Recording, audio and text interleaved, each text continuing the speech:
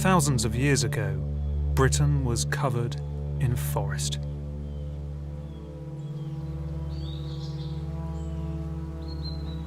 Deep, dark, primordial woodland that had grown undisturbed for thousands of years.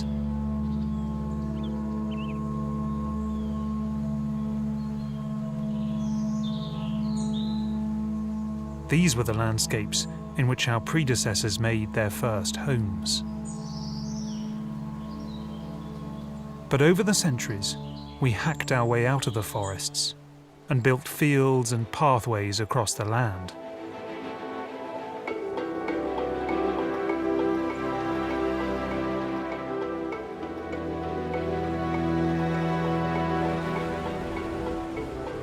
And we made other marks in the landscape.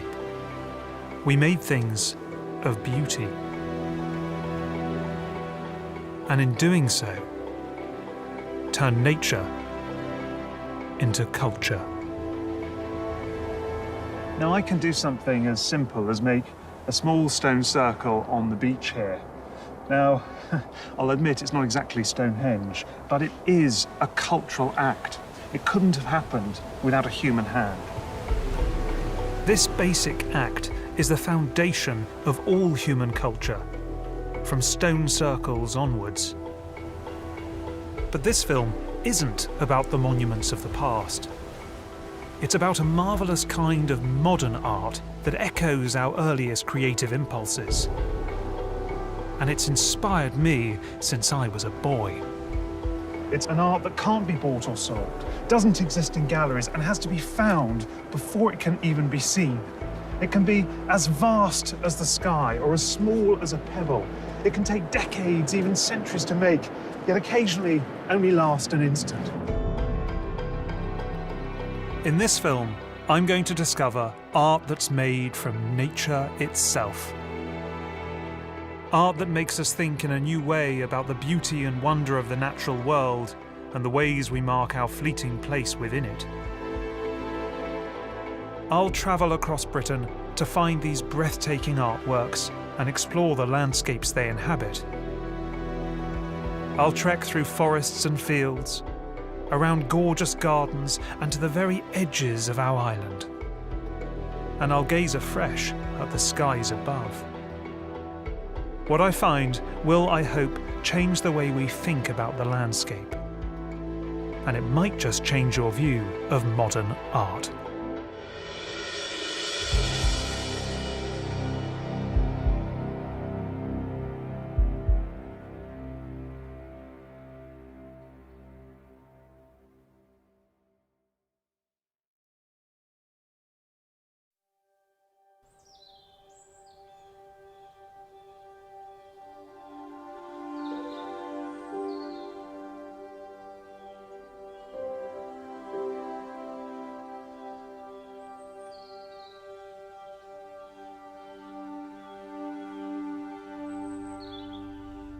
This was the first landscape that humans on our island encountered. 6,000 years ago, forests like these covered most of Britain. At times, they must have seemed like dark and forbidding places. But I always think there's something undeniably human about the forest.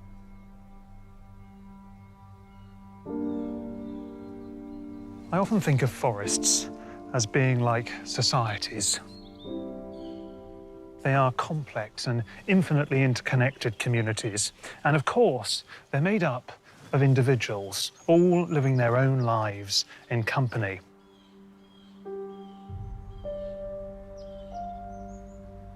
Each tree stands alongside its companions. They start small, grow tall and die. An existence not unlike our own.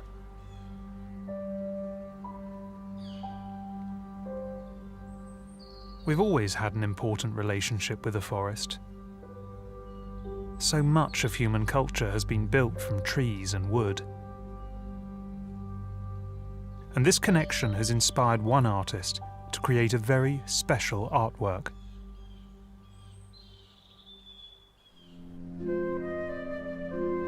I've come to Snowdonia in North Wales to find it. But like many works of landscape art, it's exceedingly difficult to find. Its location is a secret. But what a secret it is.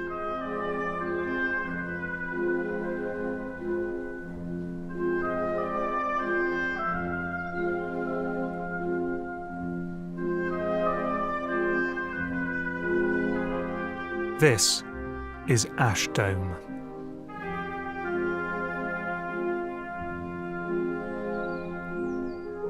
"22 ash trees mark out a perfect circle 30 feet wide.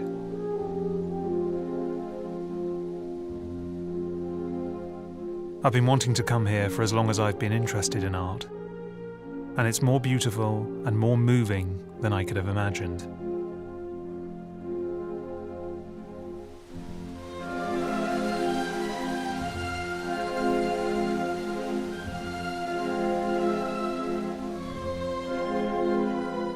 It is an inside made outside, a circle of life made from life itself. It reminds me of the great ancient circular monuments of our predecessors.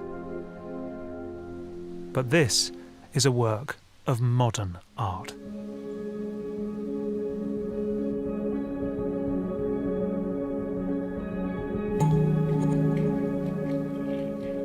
Ash Dome was made by the artist David Nash, who has lived and worked in North Wales since 1967. In that time, Nash has devoted himself entirely to making sculptures out of wood. But Ash Dome was something different. A living sculpture. Most outdoor sculptures, I felt they were like UFOs. They'd been made somewhere else and they just landed. I wanted something which belonged to a place and something which didn't resist the elements, but actually engaged with the elements. So the Ash Dome came from that thought. Nash planted Ash Dome as saplings back in 1977, before I was born. The 70s was a dangerous time, you know, politically, economically, internationally. People were talking about the human being would destroy itself before we even got to the 21st century. And I thought, I'll make a sculpture which is aimed at the 21st century. Nash employed ancient techniques to adapt the shape of each tree. And over the years, he has continued to tend and train them. In all the different films and photographs of it over the years, since 1977, it gets bigger and I get older, which I really like that. So I'm hoping so when I'm about 85, if I can get that far, 90, hobbling about in the Ash Dome.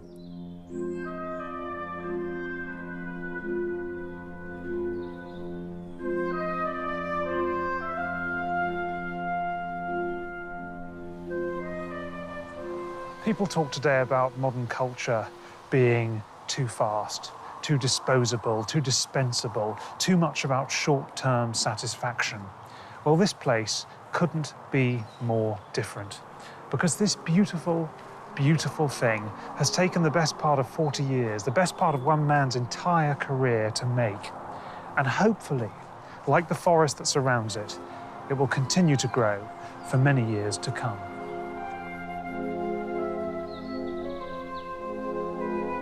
Ash Dome embodies the oldest idea of culture, to cultivate. It is an art of collaboration, the result of man and nature working together.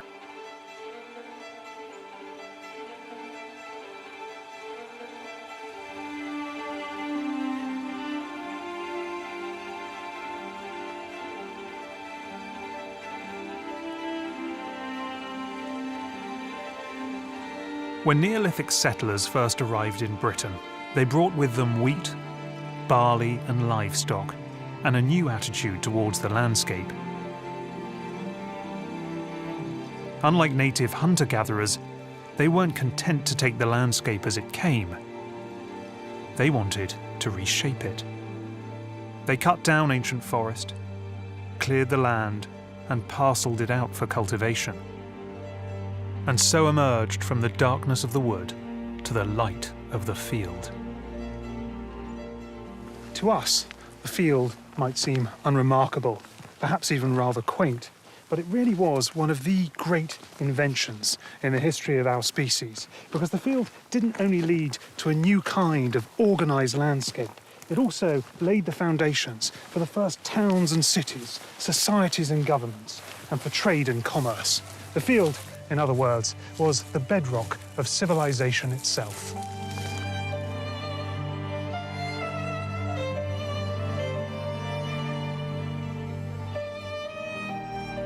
Today, 3/4 of land in Britain is devoted to agriculture.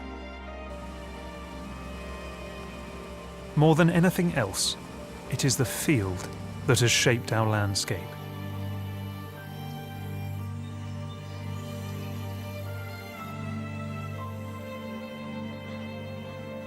This is Cumbria, the heart of sheep farming country.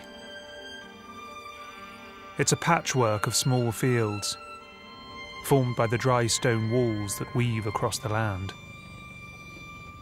Few have been more inspired by this landscape than the celebrated artist Andy Goldsworthy.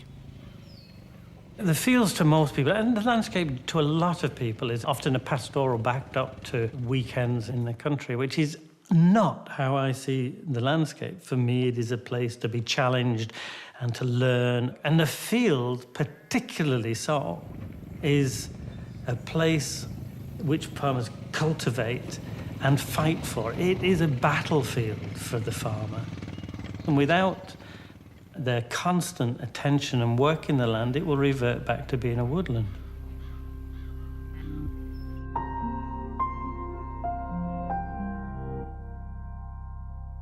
Andy Goldsworthy is best known for the ephemeral works he makes in the landscape.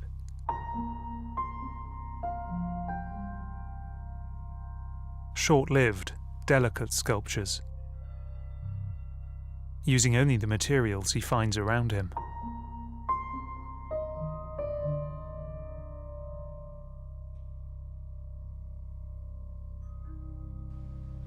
But some of Goldsworthy's work engages directly with the age-old traditions of agriculture. From 1996, over a period of 7 years, he transformed 46 disused sheepfolds across Cumbria into a series of beautiful outdoor sculptures. These dry stone wall enclosures were originally used for the cleaning, clipping and marking of the flock, before modern farming techniques rendered them redundant. And in a quiet valley, in the heart of the Lake District, is my favourite. The Tilberthwaite Touchstone Fold.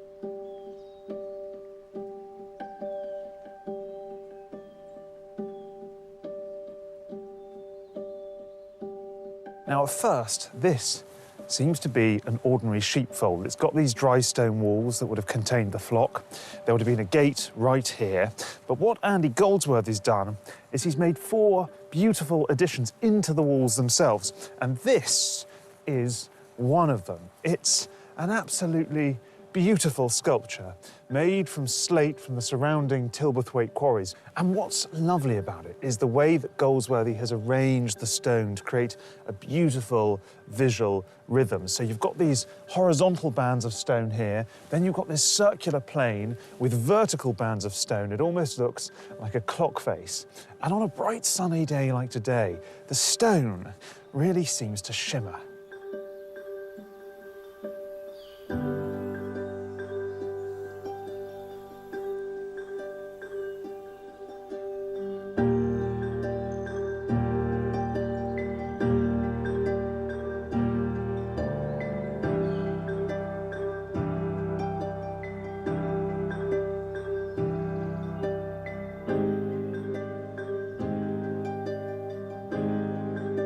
what's fascinating about these sculptures is their position, so that they're all activated by the sun at different times of the day. So it's about mid-morning now. That sculpture back there is in complete shadow. And this one over here, it was in shadow about 10 minutes ago, but now the sun has just come around the edge and it is creating this glorious raking light across the surface of the slate.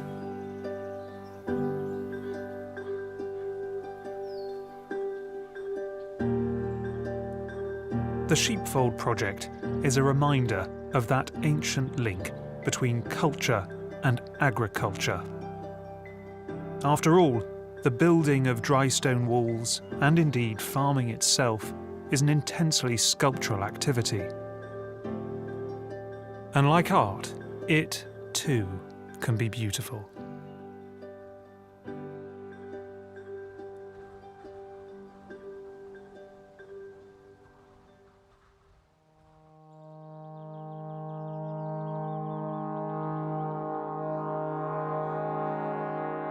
Andy Goldsworthy lives and works not far from the Cumbrian Hills, in the Scottish borders.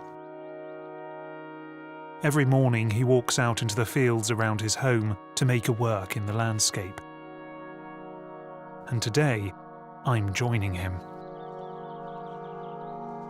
He hopes to produce an ambitious but risky piece, building a vertical stone wall into the shell of a dead oak tree.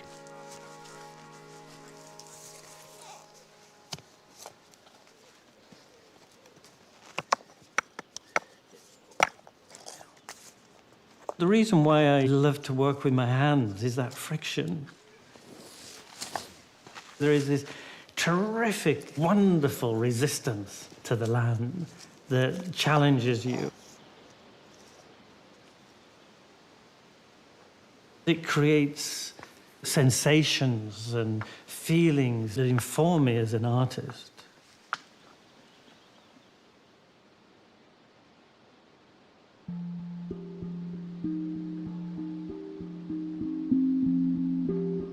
What I do love about walls is the way they're made, stone by stone.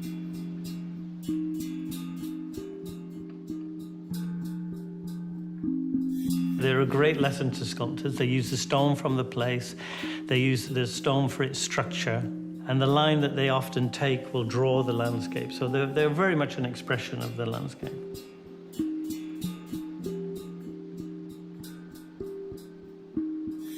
But despite his deep knowledge of wall making, this particular work is proving extremely challenging. So Andy, you've been working on this for 4.5, 5 hours now. It looks fantastic to me. What's your verdict? I think it's probably not going to succeed. I'm getting closer to the top. It was closer than the last collapse. I've got a better sense of the tree, and there's certain aspects of it that I'm not entirely happy. I begin to really enjoy this kind of line between the stone and the wood, you know, so that rates really well. So whilst I would probably I'm not going to be entirely happy if it does fall down, it does give me the chance to go back down to there and get it reworked. And if it does fall, you'll start again?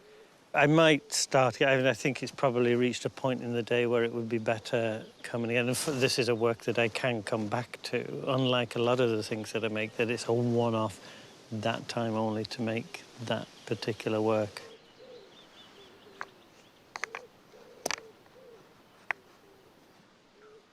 Andy continues to build the wall upwards. But then, after hours of hard work, what he feared happens. Oh.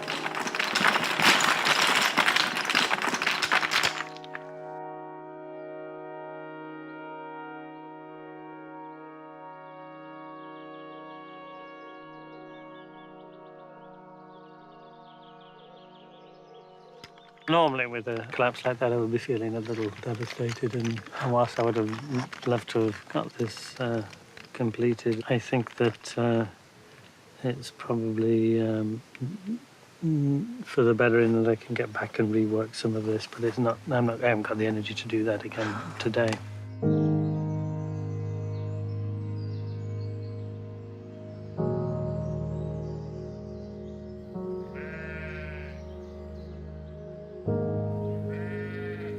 I've seen something today that really reminded me of what art can be. No dealer, no gallery, no pretentious display caption. A man simply walked out one morning into nature, found inspiration, and made something really rather wonderful. Andy Goldsworthy's piece didn't last more than a few hours. But that, I think, is precisely what makes it so special. Because like nature itself, his work is in a state of perpetual change. Several months later, Andy attempted the tree wall again, and comes within inches of completing it.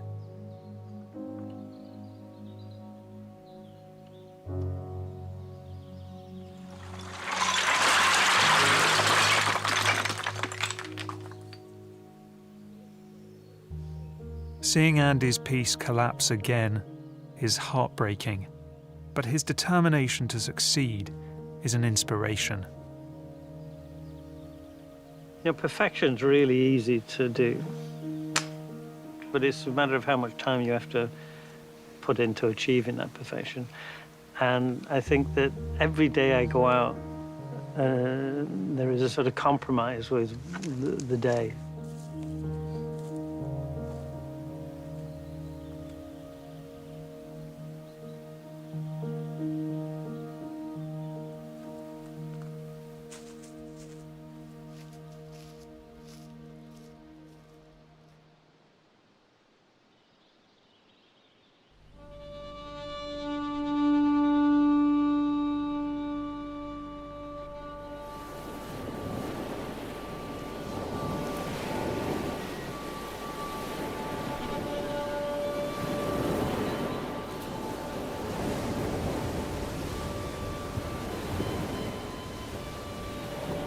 We collaborated with nature in the forest.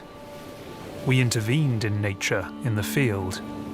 But here, on the coast, it can often feel like a battle. The repeated clash of water and rock has sculpted the perimeter of our land, and will continue to do so long after we are gone.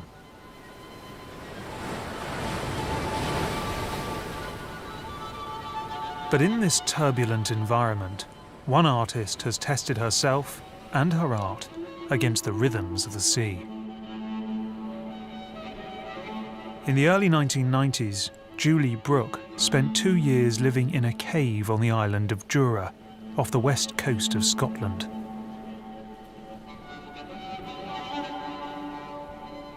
Her intention was to capture the harsh beauty of the island in paint. But the experience of living in solitude, in such an exposed landscape, changed the way she made and thought about her practice. She wanted to create a kind of art that encapsulated the elemental forces that were all around her. The result was an extraordinary combination of fire, stone and water, what Julie Brooke called her fire stacks.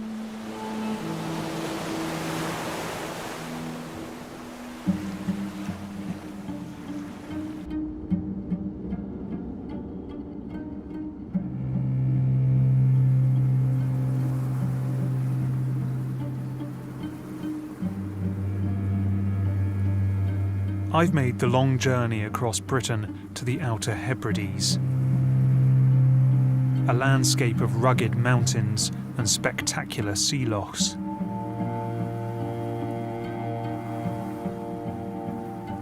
It's far from any road, and 2 hours hike from the nearest track.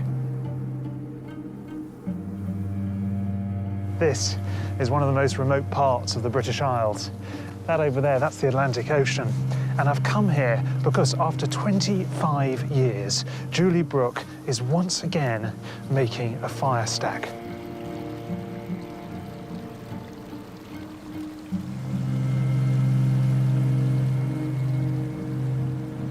Julie has been here for several days already, in all weathers, collecting stones to build the stack, as well as fuel to burn.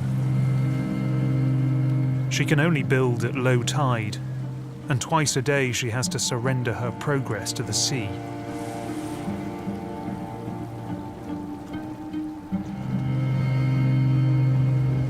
So Julie, Wow, amazing you're here. it is the most remote place I can possibly imagine. Can you tell me where we are and what this place actually is? It's a very remote part on the west side of Lewis, just sort of with North Harris just on its edge, and we're looking right out to the Western Atlantic. So that's the Atlantic out there? Yes, nothing much beyond there, apart from when you get to America, I guess. It does feel like a full ocean of wind is Yeah, hitting us yeah. right now. How long have you been making this? Well, 5-6 days of building this particular stack, and then a previous 10 days of building another series prior to that to get a sense of the tides here, the way the water flows, the way the tides are coming in. So, yeah, they're labour-intensive. So now this fire stack's up and running, what is going to happen next? Well, you'll see the tide is just beginning to come to the base of it, which is really exciting. So I'm going to start lighting it quite soon. And then you get this extraordinary quality of you know, the elements all coming together. So you've got the water surrounding the fire and stone. And then gradually you watch it rising, and you get this incredible ribbons of light from the reflection of the fire. And it's sort of so much about rhythm. It's like marking rhythm and marking time in such an elemental way. With the tide rising fast, Julie is keen to start the fire.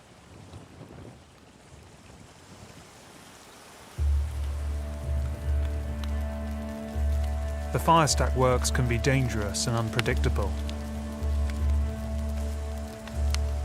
A sudden shift in weather could destroy everything in an instant. Julie makes countless journeys out into the freezing sea to build up the fire. Like a silent vigil, engulfed by flame and smoke. I remember when I first lit one successfully, it felt so absolutely true. I felt that I was sort of connecting with something incredibly ancient without specifically knowing what that was. That connection with nature that some people around the world still have very, very strongly is a very profound thing.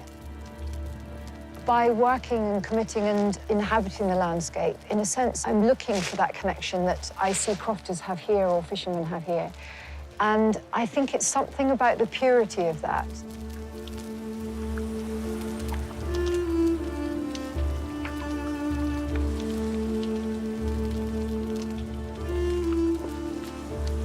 Humans have made markers on the coast for millennia. Stone cairns, flaming beacons, monoliths, lighthouses. And for me, the fire stack seems to tap into those ancient practices. It too is a marker of human presence.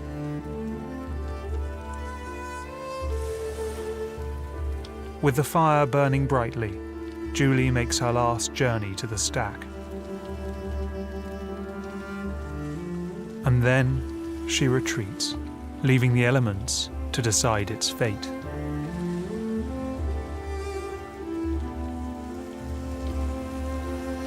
As the sun begins to set, the fire's reflections dance on the sea like liquid gold. For a few glorious moments, the elements are in perfect balance, and the result is spellbinding.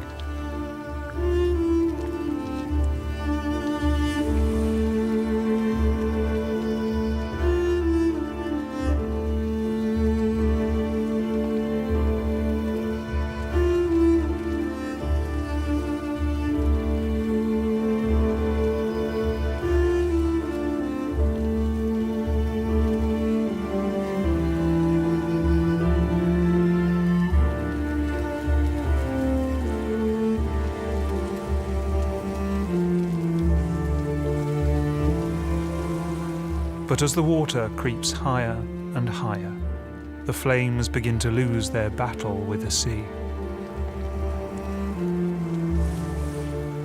The fire gently weakens before being completely overwhelmed.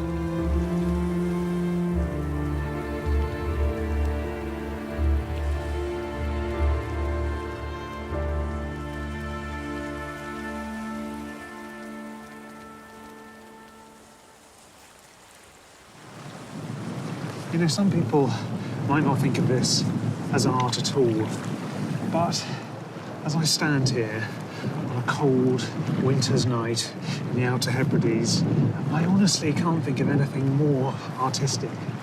Because if this work is about anything, it is about the act of creation, an ancient act in which humans have tried to create light and warmth in a cold, dark world.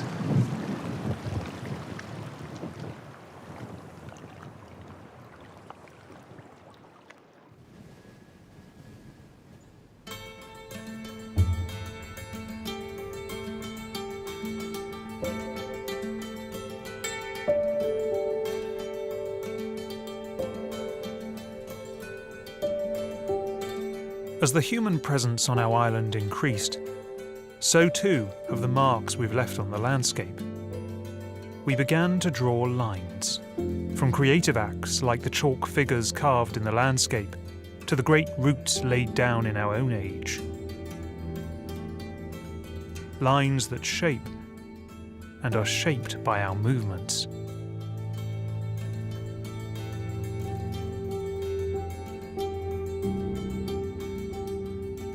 And one British artist has turned these kinds of lines into a body of work that is revered around the world.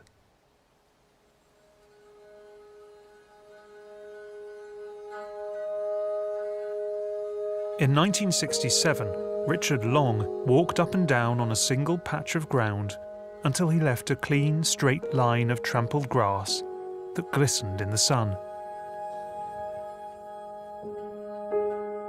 The piece was called A Line Made by Walking, and it is only known by a simple photograph that is now viewed as a defining work of contemporary art. With that piece, Richard Long established a set of principles that would govern the rest of his career.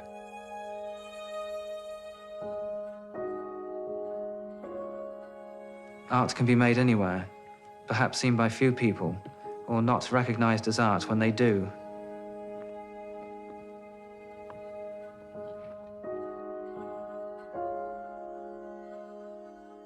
This is a sculpture I made along a walk in Yorkshire called A Line in England. This work was made of this place. It is a rearrangement of it, and in time will be reabsorbed by it.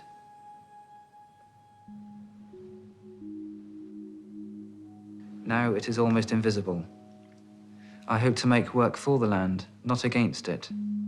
My work reflects the passage of time on all things, just as a walk itself uses time.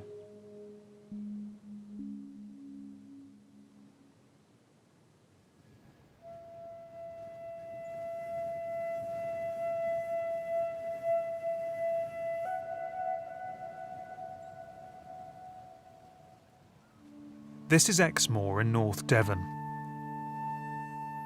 And it was here, a year after A Line Made by Walking, that Richard Long embarked on a more ambitious walking piece. His aim was to travel exactly 10 miles across the moor on foot. But he didn't want to follow the various paths that crisscross the moor. He wanted to do something a little more challenging. Richard Long began with an Ordnance Survey map and a pencil. He marked one point down here, and he marked another point up here. And then he took a ruler and drew a dead straight line between them, just like that. Now that line marked a route exactly 10 miles long on a bearing of about 290 degrees. And once Long had plotted that route, he decided to walk it.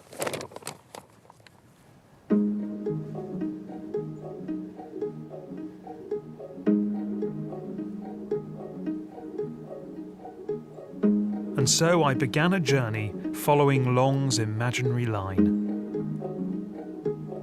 It quickly passed from cultivated fields to rugged moorland.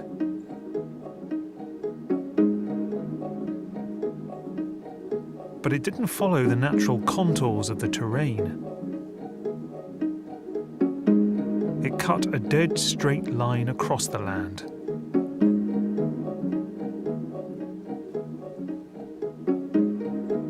It came close to and often intersected with more established paths.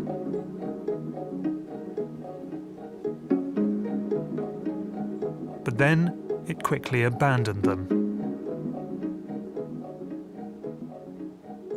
I had to clamber past trees, to leap over fences, and to pass icy ponds. I've been walking for a while now, and I'm beginning to realise that while it's very easy to draw a straight line on a map, it's much, much harder to walk a straight line across the landscape, even in a relatively featureless place like Exmoor, because everywhere there are obstacles, there are fences, there are puddles and divots and bogs. And then, of course, you have to fight that perennial human instinct to take the easier route, to take the well-trodden path.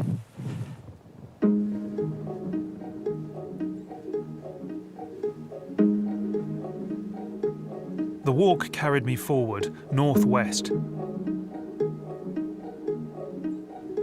past other earlier lines that had been made in the landscape.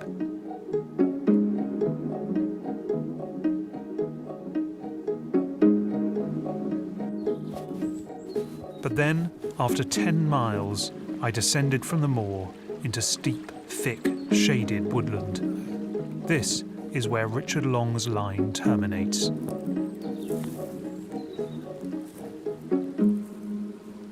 So, according to Richard Long's map, this precise spot here in this place called Cowley Wood, this is the destination.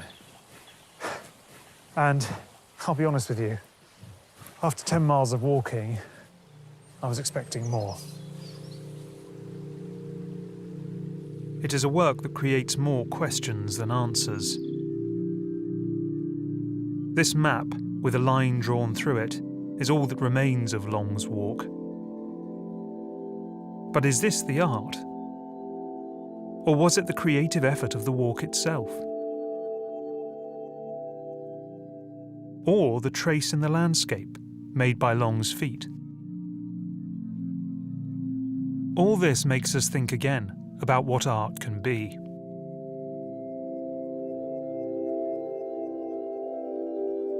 A walk marks time with an accumulation of footsteps. To walk the lanes and roads is to trace a portrait of the country. I have become interested in using the idea of a walk to express original ideas about the land, art, and walking itself.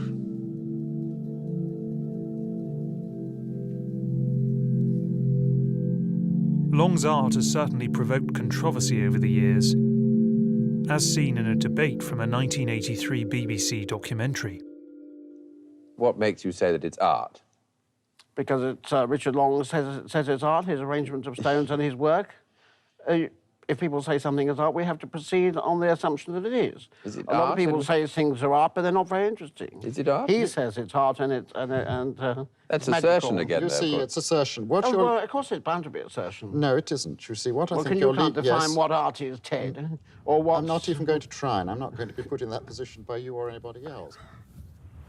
Not everyone likes Richard Long's work, but I genuinely think his art is for everyone, because walking is something that virtually all of us do, whether it's across moors or down high streets or even just from our front doors to our cars every morning.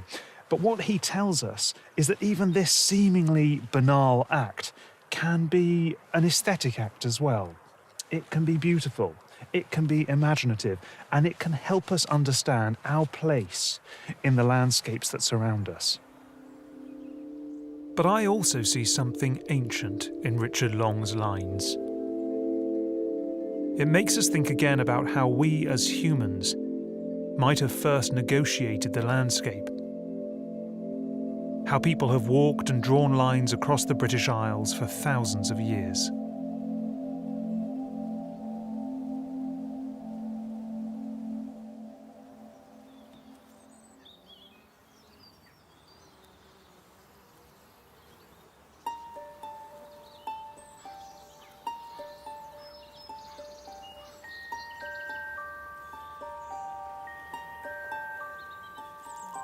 There is another, very different kind of landscape on which we have had a major impact.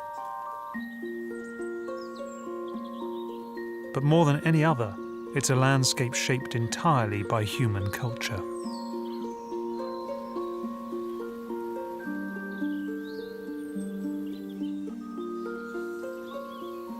From the Neolithic period onwards, humans reshaped the landscape for many different reasons. Some of them practical, some of them spiritual.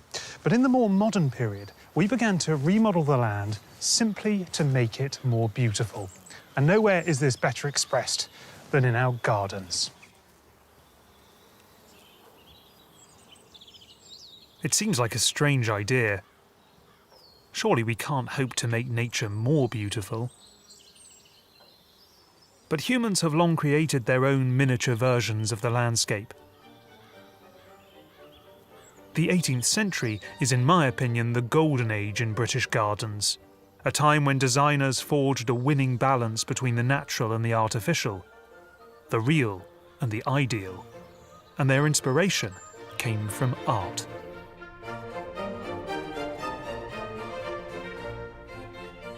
This is a painting by the great 17th century French artist Claude Lorraine.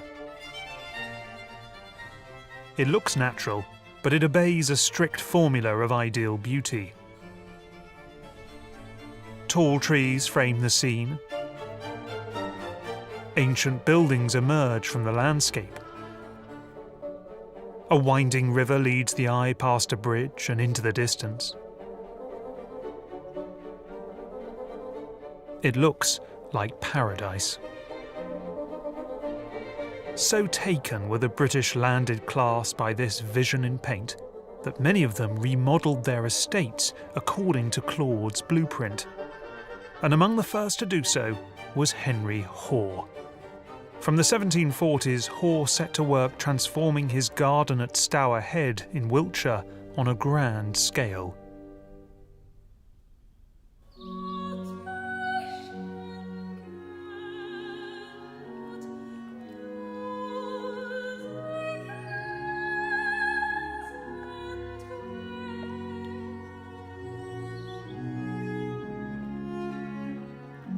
He dammed up the Stour River to create an artificial lake. He planted hundreds of trees with precision, constructed an undulating valley out of earth, and built numerous classical-style follies and grottos around the lake. But the climax of the garden is here.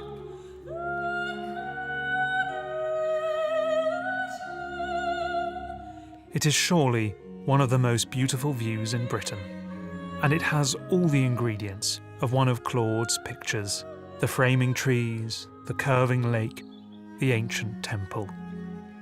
It is a fantasy made real.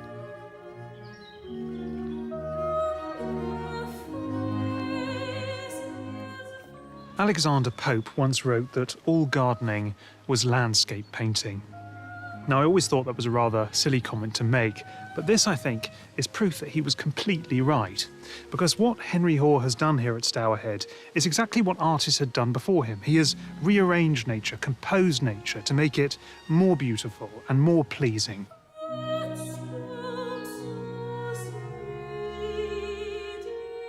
Hoare wasn't alone. Across the estates of Britain, naturalistic landscape gardens became the height of fashion. And today, gardening has become a national obsession, the way that so many of us attempt to make nature our own.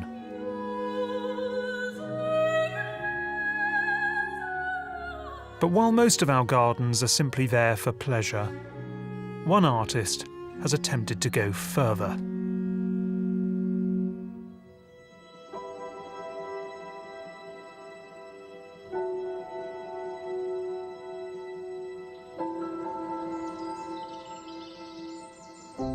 I've come to a modern garden in Dumfriesshire to meet a man who has done things that would astonish even Henry Hoare.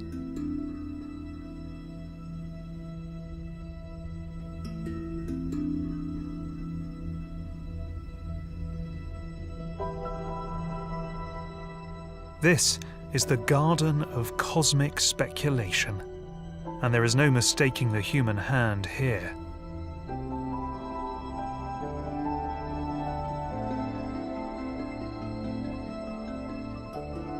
It's as far from a naturalistic garden as it's possible to get. And yet it is based on the underlying principles of nature itself.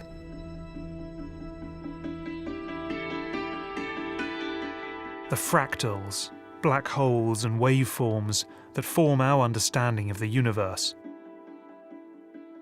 This extraordinary garden was created by the landscape artist, architect and theorist Charles Jenks.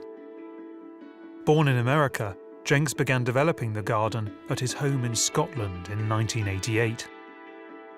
I think when you see the sun go down and you see the earth form these pathways, and the light is at the top, you definitely feel as if you belonged here, as if this is a part of you. It's not just a projection, it's kind of a deep feeling.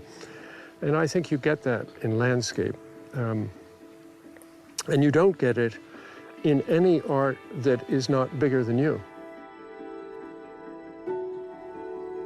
More recently, Jenks has completed a new work, the Croik Multiverse, a monumental series of landforms in Dumfriesshire. It references so many ancient monuments, stone circles, long barrows and burial mounds, but this is inspired by the science of our own age.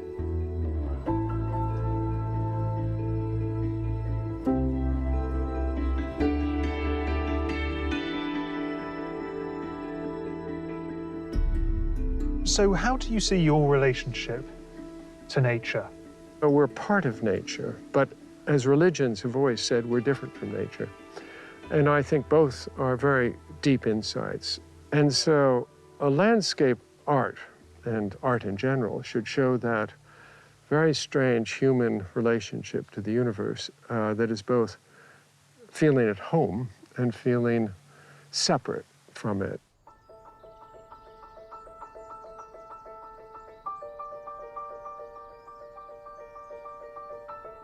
I know that everything here has multiple meanings. Yes. But what are you trying to achieve with this garden? Well, I'm trying to achieve the old idea that we're partly at home in the universe, and we should celebrate that. And if you haven't enjoyed it and found it amusing and colorful and sensuous and delightful, it should do all of that. So I think if you're not happy in this garden, I failed. I don't think Charles Jenks has failed. What he has achieved both here and at the Croik Multiverse is hugely impressive.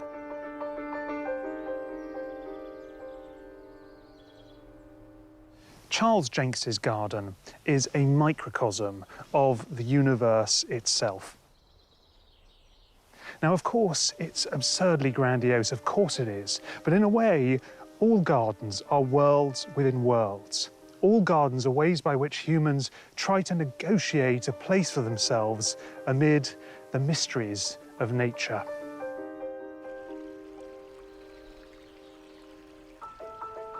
The garden is our most explicit attempt not simply to reshape nature, but to possess it. But while we can possess the land, one natural realm will forever elude us.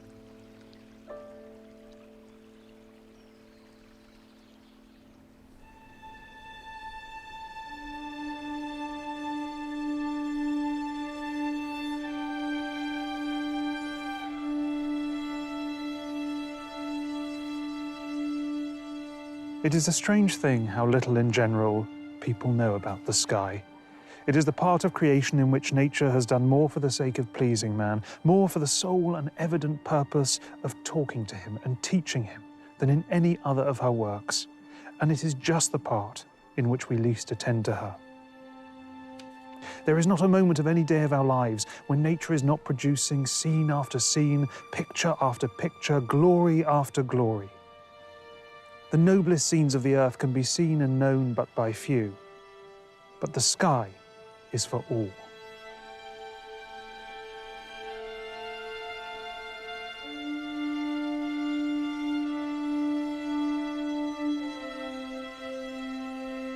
I love these words, written by John Ruskin more than 100 years ago.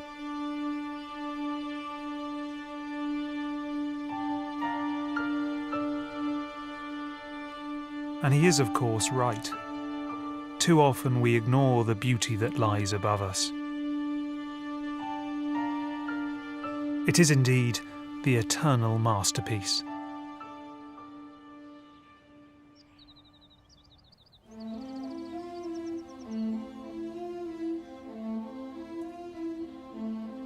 And in the Yorkshire Sculpture Park, one structure has been devised expressly to draw our focus up to the sky.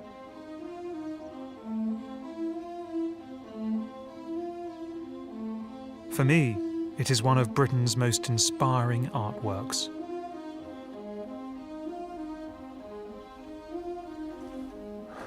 So this is it. It's a small square room surrounded on all sides by concrete benches. It's a simple place, actually quite understated, but what's important about it, what's beautiful about it, is up there.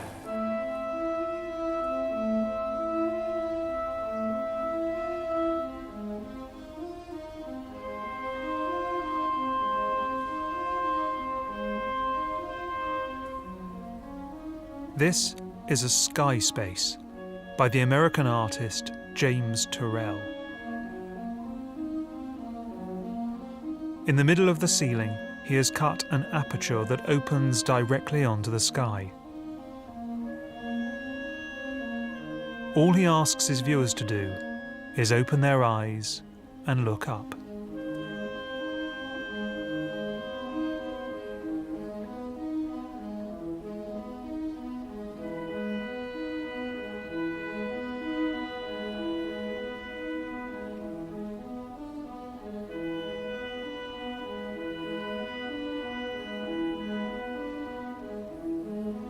As one slowly adjusts to the scene, one becomes transfixed.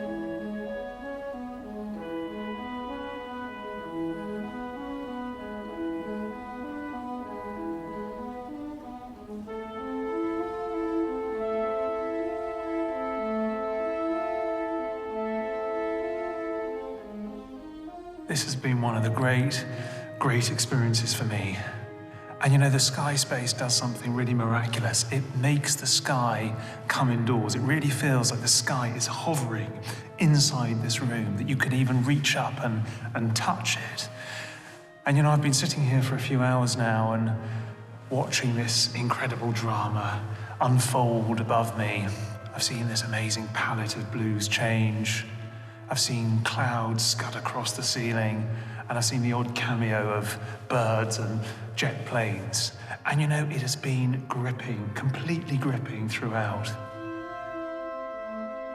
I think one of the lessons that James Turrell teaches you is patience, because you can't just come in here and spend 30 seconds and then walk out again. You have to sit down, you have to look up, and you have to just wait, and you have to adjust to the rhythms of nature. And you know, it reminds me that the greatest art does something very simple. It makes the familiar seem completely unfamiliar. It makes you see the world in an entirely new way.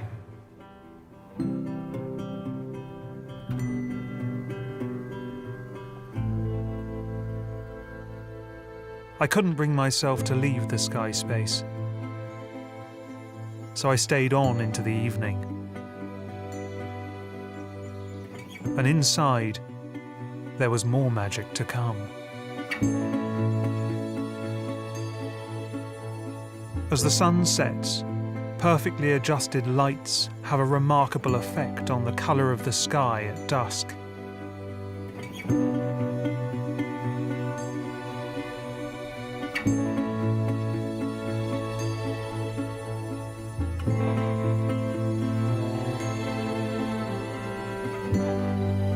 The sky turns an overwhelmingly intense blue, deepening more and more as the night encroaches. It is like an abstract painting made by nature itself.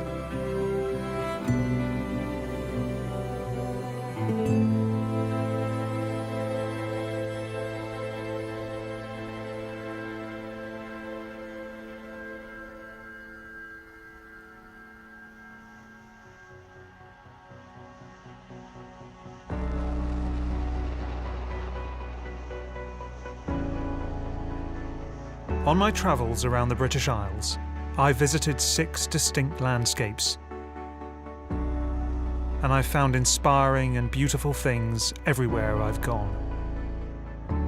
I've seen some artworks thrive for decades, and others only last a few moments. I've seen unforgettable, elemental struggles, and peaceful but thought-provoking havens.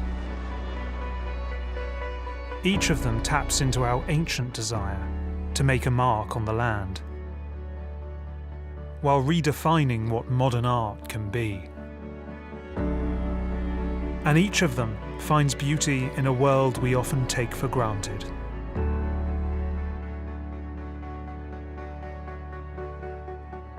Together they prove that art is everywhere. All we need to do is go out into nature and find it.